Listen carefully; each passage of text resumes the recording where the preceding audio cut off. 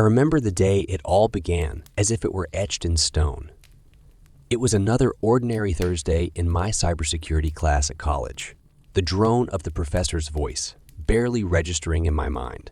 My life back then was nothing more than a sequence of monotonous events. That is, until the lecture veered into uncharted territories, the dark web. The term wasn't new to me, but it had always been just a distant concept, something I heard about in hushed tones or saw in sensationalized news reports. The professor spoke of it with a kind of reserved caution, outlining its dangers yet acknowledging its mysterious allure. I found myself intrigued, a feeling I hadn't expected. Driven by a mix of boredom and a curiosity that I hadn't realized was so strong, I returned to my dorm room that evening with a new mission. I started scouring the internet for information on how to access this hidden part of the web. It wasn't long before I stumbled upon a guide, a step-by-step instruction on downloading the Tor browser and navigating the dark web's labyrinth. With each click, a sense of trepidation grew within me. There was a thrill too, an excitement I hadn't felt in a long time. The guide cautioned about the risks, the potential to stumble upon something unsavory, or worse, illegal, but that only seemed to fuel my curiosity further. I downloaded the Tor browser, an action that felt like crossing an invisible threshold.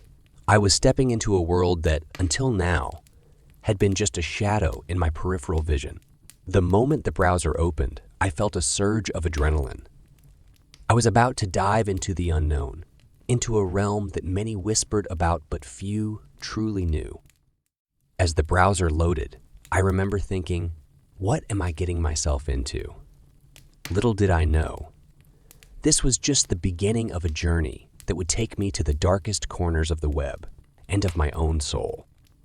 My first night on the dark web felt like walking through a forbidden city. The Tor browser was my cloak of anonymity, my shield against the watchful eyes of the world.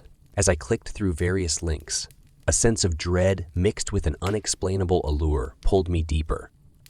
The sites I found were nothing like the regular internet. There were marketplaces for things I couldn't have imagined existed. Weapons, counterfeit currencies, stolen identities, and more, all laid out like items in a perverse digital bazaar. It was shocking, and admittedly a bit thrilling. Every click took me further, every page loaded, revealing another layer of this hidden world. Some sites were just forums, people discussing things I'd only heard of in crime shows. Others were more direct, offering services and goods that were unmistakably illegal. Despite the unease gnawing at my conscience, curiosity kept me glued to the screen. It was like witnessing a car crash, horrifying, but impossible to look away. I realized then that the dark web was much more than a collection of websites. It was a glimpse into the darkest corners of human desire and depravity. It was late into the night when I stumbled upon a site that made my blood run cold. It was an auction site, but not for anything as mundane as electronics or collectibles. No, this was for personal information. Names, addresses, social security numbers, and more, all up for sale to the highest bidder. I should have turned off my computer right then. Should have walked away, but I didn't. I couldn't. Instead, I delved deeper, driven by a morbid fascination. With each passing moment, my initial excitement transformed into a growing sense of unease. As I finally shut down my computer, the thrill had completely dissipated, replaced by a creeping dread. I lay in bed, staring at the ceiling, wondering if I had ventured too far. Had I exposed myself to unseen dangers? The thought was unsettling, but the allure of the dark web was irresistible. I knew I would return, despite the fear that now clung to me like a second skin. The next evening, I found myself drawn back to the Tor browser like a moth to flame. The fear I felt the night before was still there, but so was the curiosity. I convinced myself that I was just exploring, that I wasn't actually doing anything wrong. But deep down, I knew I was treading on dangerous ground. I navigated back to the auction site, the one that had chilled me to my core. I told myself it was just to see if it was real, to confirm that what I had seen wasn't just a product of my overactive imagination. But as the page loaded, my heart sank. Scrolling through the listings, I felt a sense of detachment, as if I was observing someone else's life. That is, until I saw something that made my blood run cold. My own driver's license was up for auction. My photo, my name, my address. All there for anyone to buy. Disbelief and panic washed over me in an instant. How did this happen? Who could have done this? I felt violated, exposed in a way I had never experienced. The realization that my identity, my life, was just an item to be bartered with was terrifying. I sat there, staring at the screen, my mind racing with questions. Was this some kind of sick joke? A warning from someone who knew I was poking around places I shouldn't be? Or was it something more sinister? The more I thought about it, the more paranoid I became. I quickly shut down the browser and tried to rationalize what I had seen. It could be a fake, I thought. Just someone trying to scare me. But the image of my license, so authentic and detailed, lingered in my mind. That night, I barely slept. Every sound in my dorm room made me jump. I felt like I was being watched, like the dark web had reached out into the real world and grabbed hold of me. I knew I had to find out how my information got on that site, but I was afraid of what I might discover. This discovery marked a turning point for me. Gone was the thrill of exploring the unknown. Now it was about survival, about protecting myself. I didn't know it then, but my journey into the dark web's underbelly was just beginning, and it was going to get much worse before it got any better. In the days following the discovery of my driver's license on the dark web, my life became consumed by a single burning obsession to find out who was behind it. I plunged back into the dark web, but this time with a purpose far different from idle curiosity. My initial forays were clumsy, driven more by panic than plan. I revisited the auction site, trying to trace the seller, but it was like chasing shadows. The anonymity of the dark web, once a source of intrigue, now became my biggest obstacle. Undeterred, I started frequenting forums and chat rooms, asking questions under a pseudonym. I knew it was risky, that I was exposing myself to even greater danger. But fear had turned to anger. I wanted answers. The people I encountered were an eclectic mix. Some ignored me, others mocked my naivety, but among them were those who were surprisingly helpful, offering advice, pointing me towards resources. It was a strange camaraderie, born of shared presence in this hidden world. One user in particular caught my attention. They seemed to know a lot about the inner workings of the dark web, and after several cautious exchanges, they agreed to help me. But their assistance came with a warning. Trust no one here, not even me. Their words were a constant echo in my mind as I delved deeper. The deeper I went, the more brutal and unsettling the world I uncovered became. I saw things that I couldn't unsee. Things that made my previous explorations seem innocent, in comparison. I learned about data theft rings, about how personal information was just another commodity to be traded. I began to understand the sheer scale of the dark web's reach and the impunity with which it operated. It was a lesson in the darkest aspects of human nature. My guide led me through a labyrinth of digital back alleys, each step taking me closer to the source of the leak. The journey was fraught with danger. More than once, I felt like I was being watched, that I had strayed into the crosshairs of someone far more powerful and sinister than I could imagine.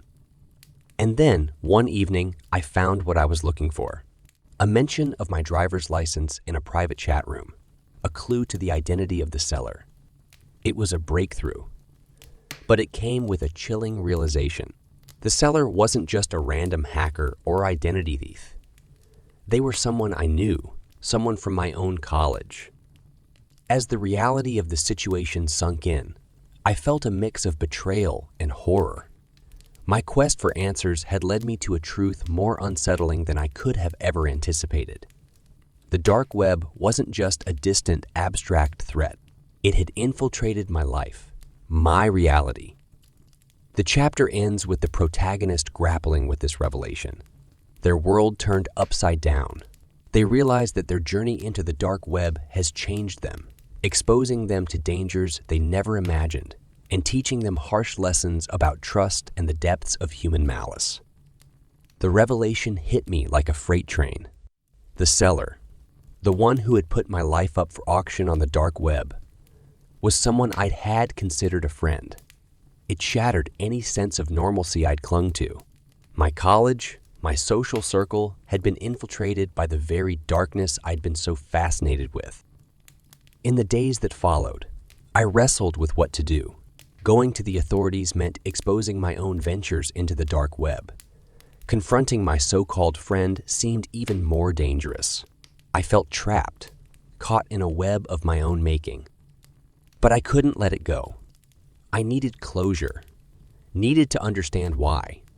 So I arranged a meeting under the guise of catching up. Sitting across from them, I saw a different person. Behind their familiar smile was someone who had navigated the dark web's depths, someone who had sold out a friend for a few digital coins. The conversation was a dance around the truth. They never admitted to it, but the hints were there, a subtle acknowledgement of the dark path they had chosen. The reason was as banal as it was chilling, a mix of greed and a desire for control. I was just an easy target, a stepping stone in their digital conquest. Walking away from that meeting, I felt a mix of relief and profound sadness. The world I had known was gone. The innocence I had once had about the internet, about my own security, had been irrevocably lost. The experience changed me.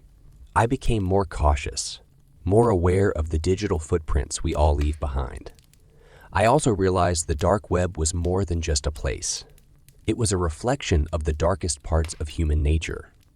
Parts that sometimes lurked closer than we dared to admit. The story ends with me moving forward, but the echoes of those dark corridors linger. The lessons learned were harsh, but necessary. I survived, but the part of me that ventured into the dark web that first night didn't. In its place was someone stronger, wiser, and far more wary of the shadows that dwell in the digital world. I hovered the cursor over the ominous gateway, my heart pounding. Though curious, I knew diving to the unregulated corners of the internet was foolish and dangerous. Still, who could resist such an alluring temptation? With a foolish click, I entered the dark web for the first time. Strange sites advertised illicit goods and services, while cryptic forums hosted bizarre discussions. It was simultaneously enthralling, yet unsettling to glimpse this invisible underworld. As I browsed, I neglected basic security. My antivirus had grown lax after months without incidents. Within minutes, intruders slipped inside. A message flashed. They'd accessed my webcam and microphone. Panic set in as I frantically ended all browser sessions, but it was too late. The next day, a message arrived from an anonymous account. We have footage of you and your coworker John that you wouldn't want seen. Reply for details. My heart stopped. Our affair had been an impulsive mistake, but I cared for Teresa and didn't want to hurt her. This was a nightmare. I replied on shaking fingers, dreading the response. What do you want? Send 1 Bitcoin, currently worth $6,000, and the video disappears forever. They knew its spread could ruin multiple lives exponentially. Panic overwhelmed me as I thought of the repercussions. That afternoon, John and I met secretly as usual, though tension filled the air. Did you get the message? I asked, worried he'd grown careless online too. What message? Confusion crossed his face and dread set in my stomach like lead. I was alone dealing with this sinister threat. Days passed with no respite as the deadline loomed. Seeking help, I scoured the darkest recesses and found specialists who investigated such attacks. I negotiated terms, draining my savings to hire the most promising team. They greeted me friendly yet cautiously, well aware of the legal and ethical ambiguities of my request. My apartment became mission control as we strategized our counterattack. Using sophisticated methods, they traced entry points in my system back to their source. "It looks like a team operating from a hidden site on tour," explained their leader, Vincent. "We'll infiltrate to gather intel." I paced constantly, imagining each click bringing me closer to salvation or ruin. After hours of tense silence, Vincent messaged me privately. "We're in, but this is much bigger than we thought. They have extensive infrastructure preying on many victims. It will be an uphill battle to outmaneuver them on their home turf." My fear transformed into a steely resolve. I had to fight back against these ghouls threatening my life's destruction.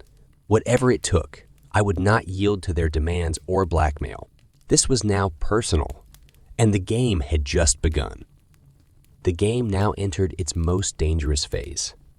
Vincent's team penetrated deeper inside the blackmail ring's networks, carefully avoiding trips that could reveal our surveillance.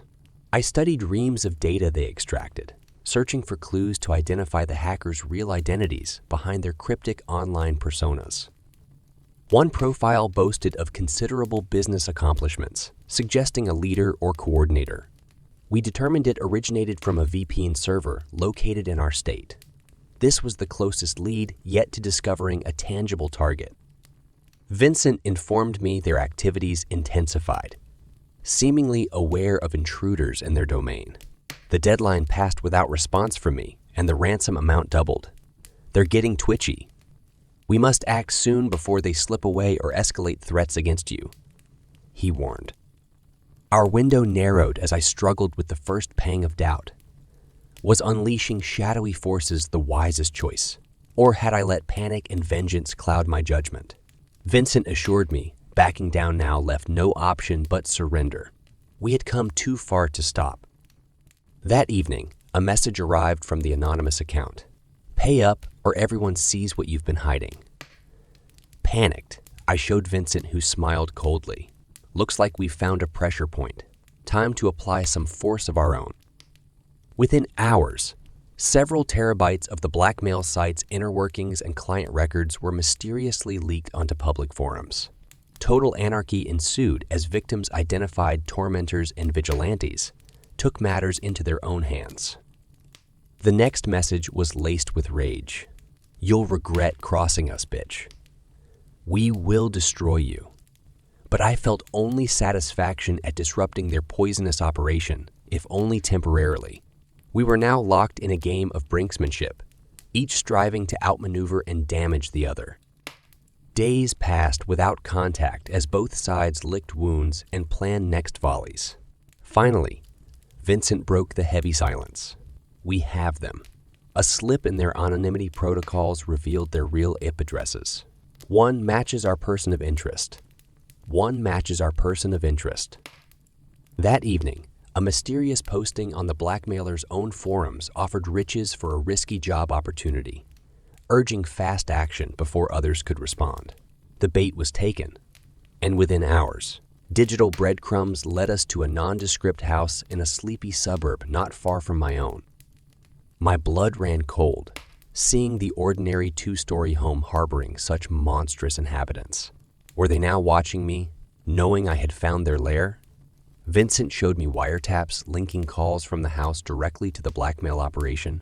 But how deep did this hidden infestation really go beneath the surface?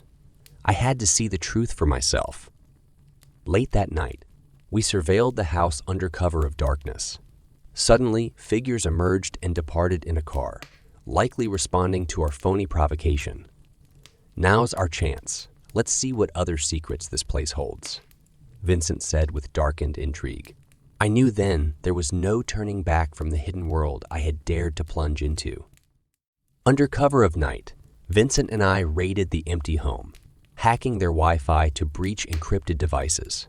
Inside, a lurid underworld was revealed. Dozens of victims were cataloged alongside transaction records and disturbing multimedia archives. My nightmare had unearthed an insidious criminal syndicate. They're well organized with diverse operations across hidden sites. This is just one cell in a larger network, Vincent said grimly. Our break-in was a gold mine, but also a risk. If caught, we'd face dire legal dangers despite rationale of self-defense. Worse, thwarting one threat exposed us to unknown adversaries. Had we torn the fabric, unleashing dark forces beyond our control? Vincent traced key accounts to a secret Tor forum used as a command hub. We must infiltrate from within. It's the only path to unmask all co-conspirators. I agreed, knowing retreat meant accepting defeat and my own ruin. Under new aliases, we requested access and fooled moderators via captivating profiles, portraying shady yet promising recruits. Within days, we gained full membership to observe from the shadows. Users gossiped in codes, boasting conquests while plotting future atrocities with chilling nonchalance. Then, a post hinted local activity.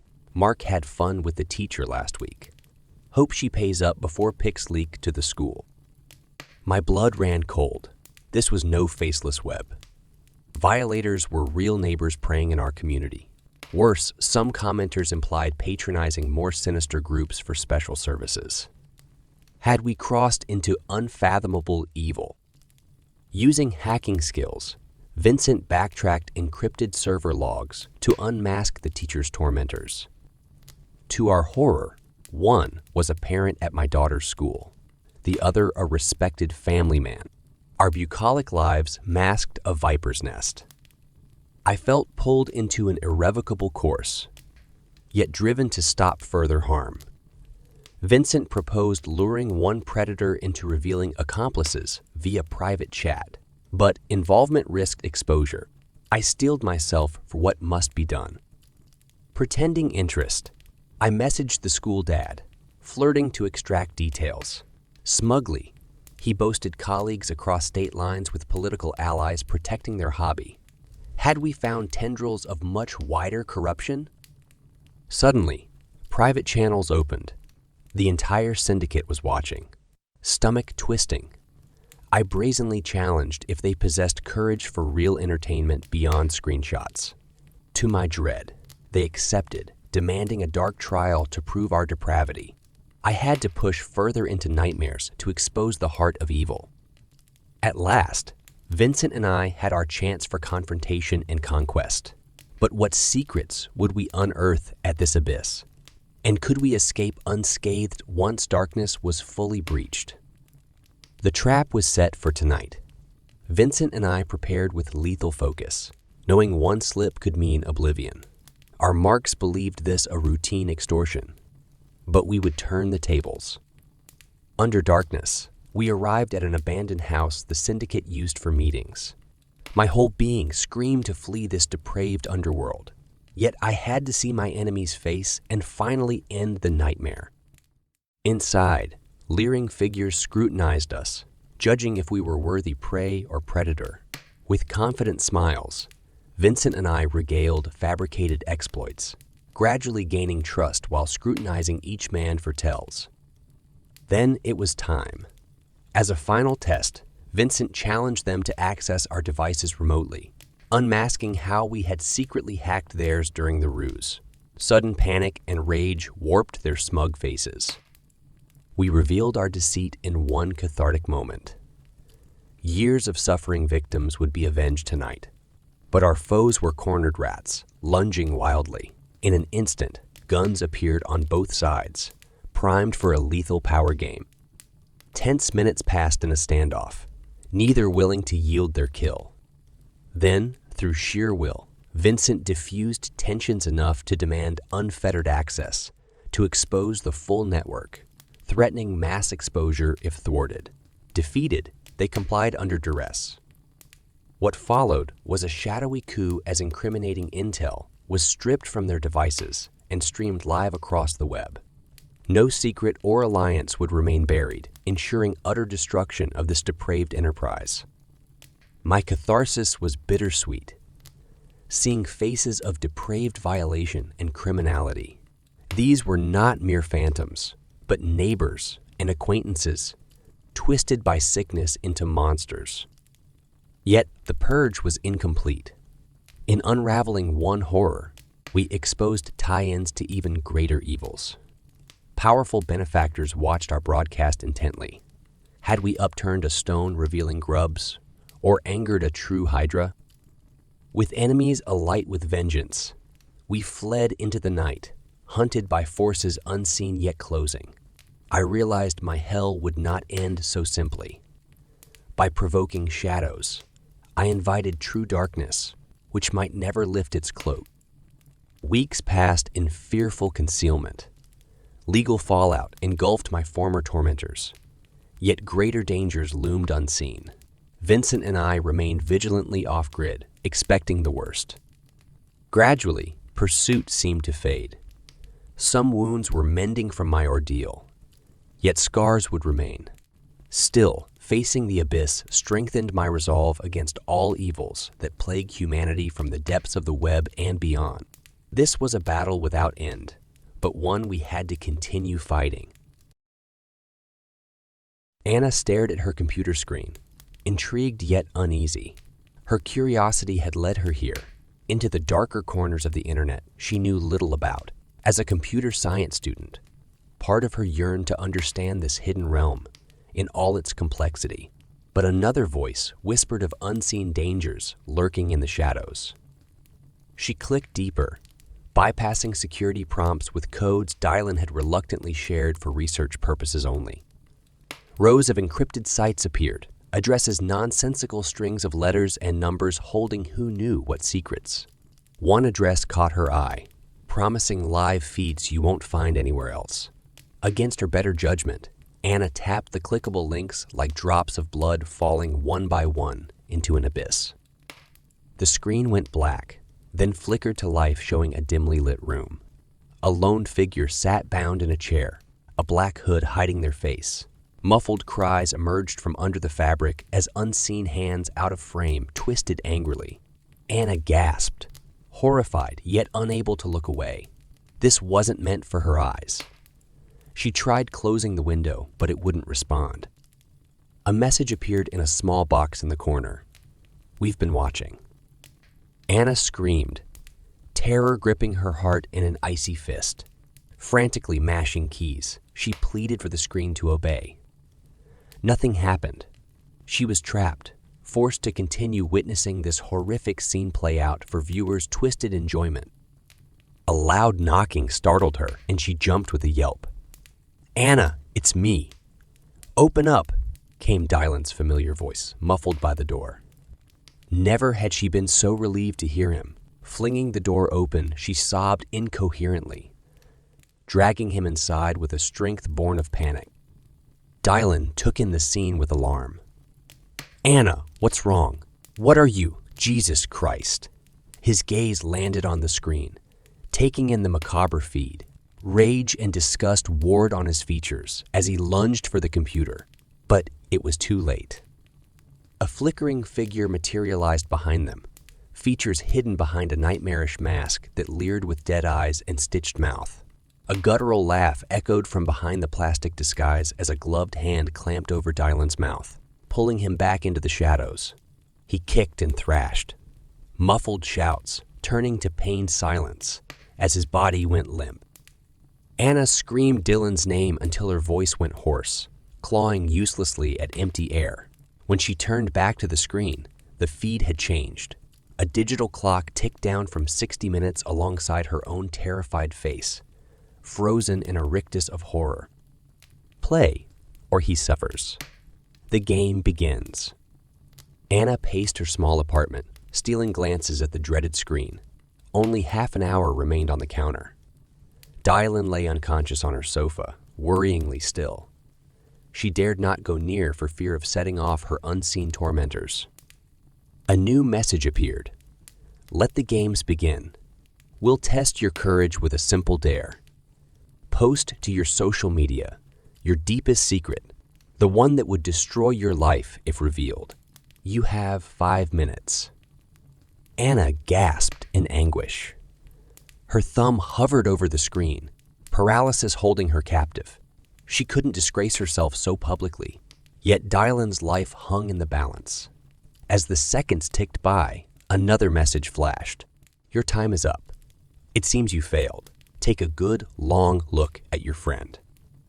A choked sob escaped her throat. On the screen, Dylan stirred, groaning in pain.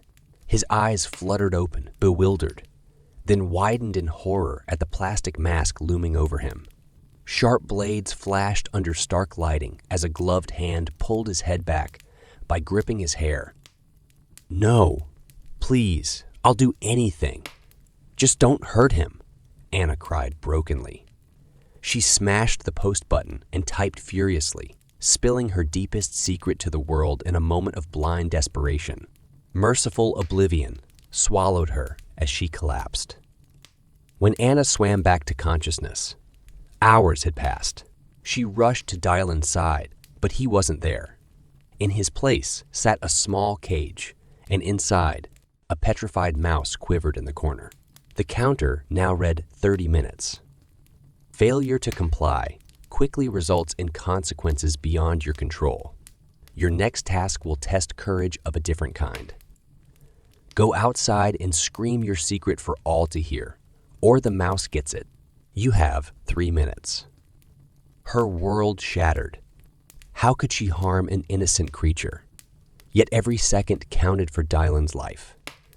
Shaking violently, Anna stumbled out into the quiet street, taking a wheezing breath as silent judgment rained from all directions. Then a broken wail tore from her throat, betraying her deepest shame to uncaring onlookers beneath the uncaring night sky. The counter had reached its final minutes. Anna sat dry-eyed and hollow, numb to further horrors. Nothing remained to lose. She had sacrificed all for Dylan, yet still faced losing him. A knock startled her from deadened thoughts. Warily, Anna cracked the door to find a package, unmarked but addressed to her. Dreading what fresh tortures it may hold, she slid it open. Inside lay a smartphone, darkened screen taunting her. It flickered to life, revealing a live feed within an unfamiliar room. A figure writhed bound to a chair under brutal blows, familiar even through swelling and blood. Dylan. Renewed sobs racked Anna's frame. This is the grand finale. If you fail to complete your final task, he will meet a most gruesome end. You have 10 minutes to get in the car waiting outside. Drive in silence to these coordinates. No tricks, or your love dies screaming. Consider carefully. Cold horror clutched Anna's heart. She had no choice, yet walking into the lion's den meant certain doom. Steeling her resolve, Anna slipped into the night, willing her feet forward, one step at a time through a blur of fears. A nondescript vehicle idled at the curb. Anna lowered herself inside onto plush leather seats. Every muscle coiled to flee, but steel doors closed with ominous finality, trapping her in rolling darkness.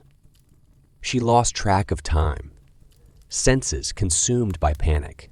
The car slowed, engine cutting off with a rumble that echoed her pounding heart. Muffled laughter seeped through walls as unseen bodies emerged, animal grunts conversing in a language of depravity. Blinding lights switched on, illuminating masked shapes crowding the narrow space. Anna screamed, thrashing against invincible restraints as rough hands seized her flailing limbs. Needles sunk deep, foreign chemicals coursing hotly through her veins. Darkness swirled, consciousness ebbing on a tide of narcotic helplessness. The last thing Anna saw before oblivion claimed her was Dylan's bloody, lifeless eyes staring accusingly from the discarded phone, its screen shattered beyond repair. She had failed him. Awareness crept upon Anna in fragments. Aching muscles protested as she stirred against damp concrete, senses awakening to a new hell. Harsh lighting assaulted swollen eyes, revealing sterile walls encircling her prone form. Chains bound cold metal around wrists and ankles, tethering her helplessly center stage. The room's sole furnishings were a steel door and a camera, leering from the high corner like a baleful eye. Anna screamed herself hoarse for any sign of life, mind spiraling into hysteria. Only silence replied, thick and foreboding as the walls themselves. Time blurred into an endless nightmare with no escape in sight. Somewhere outside this waking tomb, Dylan hunted for her through the labyrinthine dark web. If anyone could track the faceless monsters who did this, it was him. Anna clung to that faint hope like a drowning woman grasping at driftwood. She had to survive until he found her location, however long that may take. Days blurred into weeks. Her captors provided only the barest means of survival, prolonging her torment for their twisted amusement. Anna retreated into her mind, blocking out the camera's unrelenting stare. Then, one day, the door swung open. Two masked figures dragged in struggling bundles, depositing them carelessly on the floor. Anna stared, uncomprehending, until a bruised face turned her way. "Dylan," she rasped. His bleary eyes focused, disbelief melting into sheer relief. "Anna, thank God I found you." Despite injuries, strength returned to his limbs as he crawled to embrace her shaking form. Footsteps neared from the hallway, silencing their reunion. Dylan met her gaze steadily, mouthing 3 words. "I have a plan." They gripped hands tightly, faces set with grim resolve. When the attackers entered, they were met with a maelstrom of rage. Chair legs, chains, fists. Any weapon came to hand in the desperate brawl. After endless nights of hunting, Dylan had tracked the monsters to their lair at long last. Battered but unbroken, Anna and Dylan emerged into harsh dawn light, free at last of the cages that had bound body and soul. Together, they fled that accursed place, leaving behind only silence and the prison of her darkest memories.